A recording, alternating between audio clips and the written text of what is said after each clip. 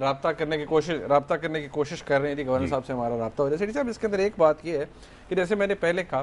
کہ یہ اس کے اوپر بھی بحث چل رہی تھی. آج بہت سے لوگ یہ کہہ رہے تھے کہ ہمارے ملک کا جو عدالتی نظام ہے, جو چھوٹی عدالتیں ہوتی ہیں, ڈسٹرکٹ سیشن ججز کی جو عدالتیں ہوتی ہیں, وہاں پر کیونکہ پبلک پریشر اتنا زیادہ ہوتا ہے تو اگر جج شاید چاہے بھی تو وہ ڈیسیجن جو ہے وہ میرٹس کے اوپر بہت دفعہ نہیں دے سکتے. دیکھیے اعلیٰ عدلیہ میں جب یہ بات معاملات آپ صحیح جاتے کہہ رہے ہیں. جج حضرات جو ہیں,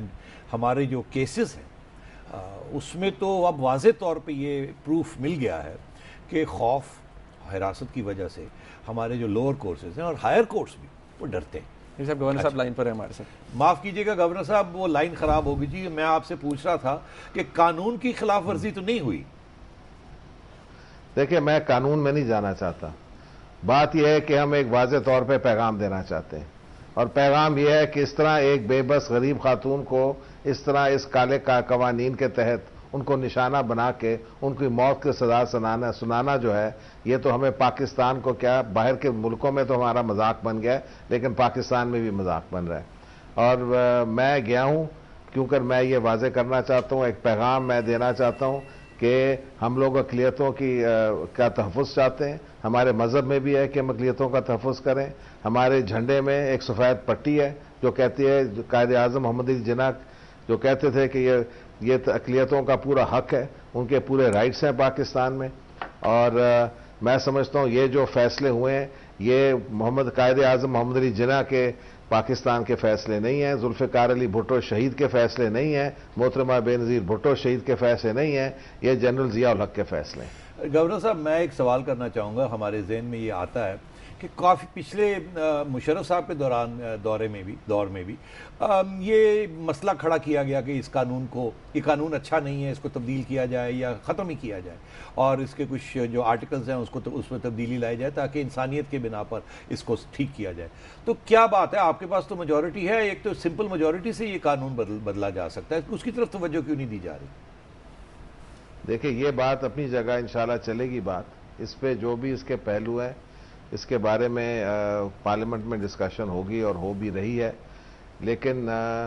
جب تک یہ قانون کے بارے میں فیصلہ نہیں ہوتا اس وقت تک ہم پیغام یہ دینا چاہتے ہیں کہ اقلیتوں کے خلاف ہم اس طرح کے ظالم فیصلے جو ہیں ہم نہیں سمجھتے ہونے چاہیے کسی روشن خیال اور ماڈریٹ پاکستان میں. تو یہ بتائیے کہ آپ نے یہ پھر ان کی جو مرسی پٹیشن ہے, یہ اپیل جو ہے, یہ آپ نے صدر صاحب تک پہنچا دی ہے, کیا امکان ہے ان کے فیصلے کا؟ میں نے پہنچا دی جی. تو انشاءاللہ یہ فیصلہ صدر صاحب جو ہیں انہوں نے, میری آج ان سے بات ہوئی ہے, انہوں نے کہا ایک تو میں دنیا کو ایک بات واضح کرنا چاہتا ہوں کہ آسیہ بی بی کو سزا نہیں ہوگی, اور جب وہ فیصلہ کریں گے مرسی پٹیشن پارڈن کرنے میں, وہ اپنی میرا خیال ہے 4-5 دن تو لگیں گے, لیکن انہوں نے یہ بات واضح کر دی ہے کہ آسیہ بی بی کو کوئی سزا نہیں ہوگی. اچھا, یہ سزا نہیں ہوگی تو پھر 6-7 دن لے کے بیٹھنا اس کا کیا فائدہ ہے؟ لوگ تو باہر سڑکوں پہ جو لوگ اس کے خلاف ہیں وہ آپ کے خلاف احتجاج بھی کر سکتے ہیں, اس سے پہلے کیوں نہیں فیصلہ کر دیتے آپ؟ یہ دیکھیں, یہ احتجاج کرنا سب کی کا رائٹ ہے, وہ احتجاج آج بھی کر سکتے ہیں, ہفتے بعد بھی کر سکتے ہیں اور کرتے بھی رہیں گے. تو اس میں احتجاج جو ہے وہ اپنی جگہ ہے, لیکن ہم تو آئین کے مطابق صدر صاحب کے صوابدید پہ ہے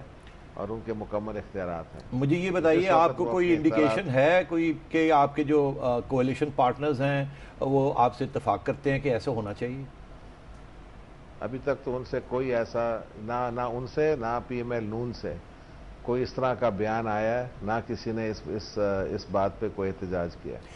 آپ دیکھ رہے ہیں میڈیا کا جو رویہ ہے وہ آپ کی بڑے سمپتھیٹک ہے, آپ کی بات کو سمجھنے کی کوشش کر رہے ہیں اور آپ کے ساتھ کھڑے ہیں اس وقت, کیونکہ یہ انسانی حقوق کا جو مسئلہ ہے یہ اب دنیا میں بھی بہت اہم ہے اور ہمارے لیے بھی بہت اہم ہے. تو ہم یہ کیا سمجھیں کہ یہ ایک فیصلہ ہو چکا ہے, اور اب آپ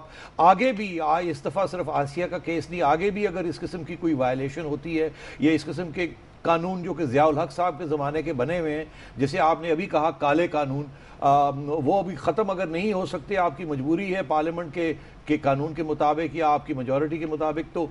آپ پھر یہ جو پریزیڈنٹ صاحب کا پاور ہے اس کو استعمال کریں گے؟ یہ دیکھیں, یہ تو صدر صاحب کا فیصلہ ہے, لیکن یہ ہے کہ یہ ایک مثالی کیس ہے اور کیونکہ یہ ایک تو خاتون بھی ہے، دوسری بات ہے اس کے بارے میں ویسے بھی کوئی اس طرح کی بات ہم نے جو پوری طرح سے آخر ہم نے بھی انویسٹیگیشن کی ہے، اور اس انویسٹیگیشن میں واضح ہوتا ہے کہ اس بیچاری عورت نے کچھ نہیں کہا، ویسے ایک جرم کا نشانہ بنا دیا گیا۔ تو آئندہ بھی مجھے یقین ہے کہ صدر صاحب اس پہ نظر ثانی کریں گے، اور جہاں اس طرح کے فیصلے ہوں گے تو وہ ہم، اور میں تو اپنے ضمیر کے مطابق بھی میں نے فیصلہ کیا تھا، اور میں گیا۔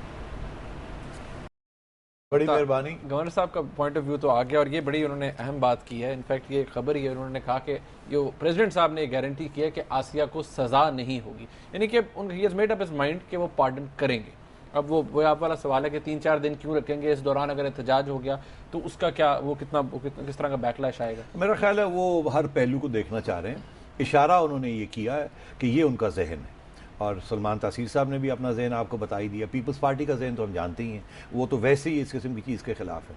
دلچسپ بات یہاں منیب یہ آ رہی ہے کہ پی ایم ایل نون، جے یو آئی، مولانا فضل،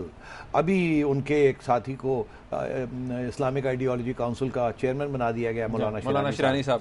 ایک طرف تو یہ بھی کنسیشنز ہو رہی ہیں، مگر دلچسپ، اور دوسری طرف یہ فیصلے ہو رہے ہیں، اور آپ کو یاد ہوگا اس میں جماعت اسلامی اور کچھ اور اس قسم کے جمعیت علماء پاکستان، ان کی طرف سے کچھ ایسے بیان آئے ہیں، آبجیکشنز آئے ہیں، مگر نون کی طرف سے، پی ایم ایل نون کی طرف سے پی ایم ایل کیو وہ خاموش ہے۔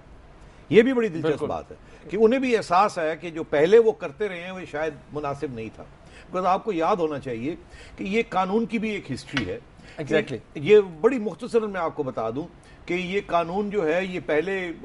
جو پاکستان پینل کوڈ بنی تھی، تو انڈین پینل کوڈ 1860 برطانیہ کا راج تھا، وہاں یہ پینل کوڈ بنی تھی جو آج بھی چل رہی ہے، جس میں ترمیمیں ہوتی ہیں۔ انڈین پینل کوڈ کہتے تھے، بعد میں یہ پاکستان پینل کوڈ بن گئی، پی پی سی بن گئی۔ تو عرض یہ ہے کہ یہ پھر اس کے بعد 1927 میں غالباً ایک اس پینل کوڈ میں 295 اور 295 اے، یہ دو سیکشنز انسرٹ کیے گئے، جس میں مذہبی offenses against religion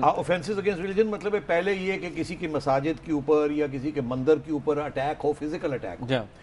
تو یہ 295 یہ تھا کہ بھئی وہ یہ تھا کہ کسی کی عمارت کے اوپر آپ نے اٹیک کیا ہو، اور پہلے یہ نہیں کہ کسی شخص کی بات نہیں تھی، دوسری یہ کہ آپ کے ذہن میں یہ بات ہو، آپ کے پیچھے انٹینشن یہ ہو کہ آپ نے کسی مذہب کو تکلیف دینی ہے، اور جان کے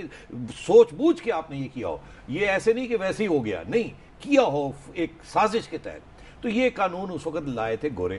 وہ گورے اس لیے لائے تھے کہ وہ نہیں چاہتے تھے کہ یہ کمیونل رائٹس اور اس قسم کی چیزیں، کیونکہ اس زمانے میں بہت ہوتی تھی، کسی نے گائے کے ساتھ یہ کر دیا، کسی نے دوسری چیز کر دی، تو یہ وہ روکنے کے لیے کہ یہ کمیونلزم جو ہے نہ بڑھے۔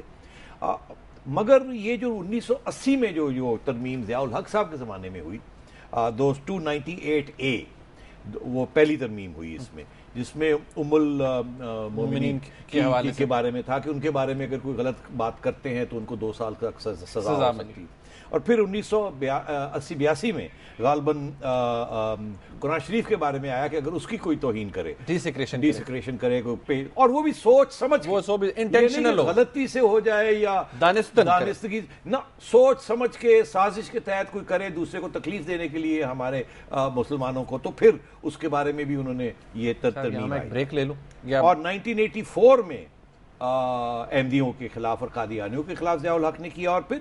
1988 میں 1986 میں یہ آیا